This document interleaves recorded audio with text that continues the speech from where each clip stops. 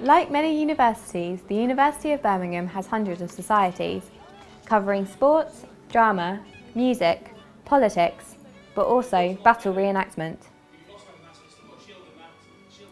The Battle Re-Enactment Society, or Batsoc as they are also known, are dedicated to recreating historical battles. They specifically focus on the periods between the 8th and 12th centuries. The society is not simply focused on fighting. Although they do train weekly, they also create and authenticate all their own armour and weaponry. This documentary will provide an insight into an unconventional yet fulfilling pastime.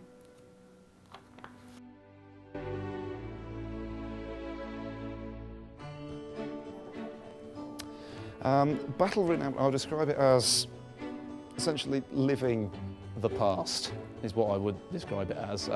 You dress up in the kit and use the weapons of, for us it's mainly the 12th century, but there are lots of reenactment groups around England who do a great many different periods.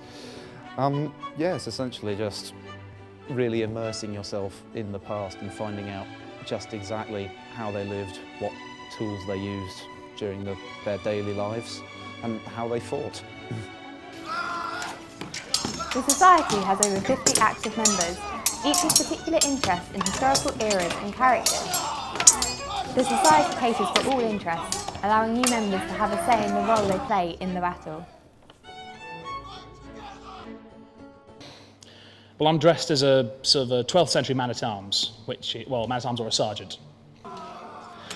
My preferred fighting role, I suppose, is, essentially what you almost call the squad leader. So, I'm in the front line, I'm fighting, I'm doing a lot of shouting. You're in the thick of it, you're where the audience is normally focused on the gritty bit in the centre, and it's nice to be there. You're right in the middle trying to lead people and trying to direct people into the battle. That's my favourite place to be. So what I'm wearing here is the armour of a 12th century knight, complete with tabard, full-length chainmail, padding, big helmet, nice big mace, big shield, several swords. Yeah, main weapon of a knight would be the broadsword. They cost you something like a Ferrari, something like that. Sports car is the analogy we normally use. The Society can also be seen as a historical tool. They attend many public events, showing their version of living, breathing history to a wider audience.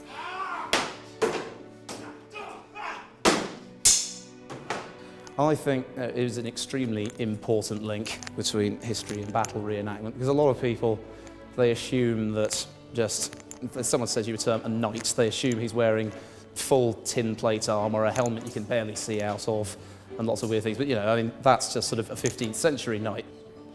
I think it's an essential way to remember history. A lot of people don't appreciate history for what it is, because a lot of people just look at the bit written down and think, oh, well, that was easy, or why didn't they do this, or why didn't they do that? And yeah, we show them history.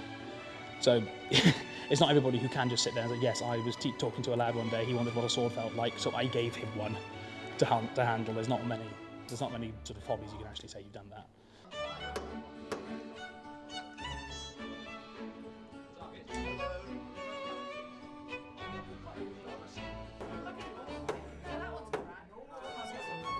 The creation of the weapons and armour used is an essential part of the Society. The Society meet weekly to craft tunics, gloves and capes, helping to create an individual look for each member on the battlefield.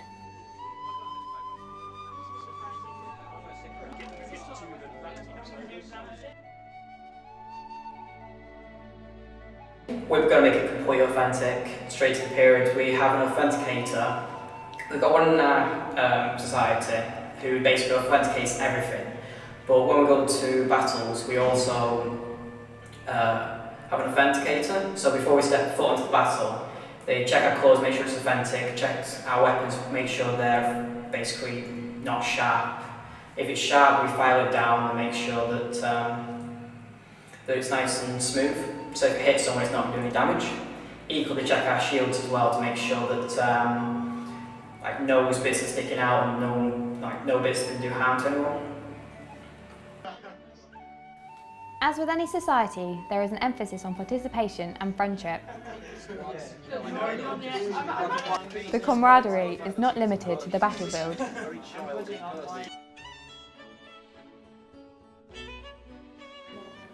Fun.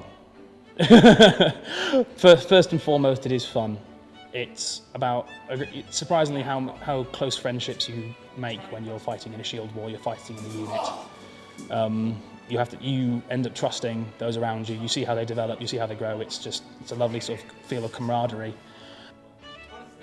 When I first joined Birmingham, because I did my first degree in London, so I moved back to Birmingham and I didn't really know anyone here, or I just knew my family and stuff like that. And these guys were the first guys that I met here, so they're like a second family to me, really. They always hang out and they always want to go places outside of Re-Enactment, so they're just really good friends and it means a lot to me. I'd say so. I made some very close friendships here, and like sort of you meet great people to just hang around with, and sort of just you get to learn skills you probably won't get to learn sort of with any other society. Yeah, the social side, it's really lovely to meet people who, it's a slightly unconventional sort of activity to do, you know, sort of a lot of people have slightly, what one might say, not really mainstream sort of fancies and things in terms of music and films, and it's nice to sort of band together sort of with lots of other people who all enjoy things like Lord of the Rings or a certain sort of obscure band. Overall, the society promotes a sense of community and teamwork. The emblem they all wear, the raven, is to signify their commitment to the society. We all have our little necklaces and we say not a cult, but it almost kind of is, I suppose. I don't know.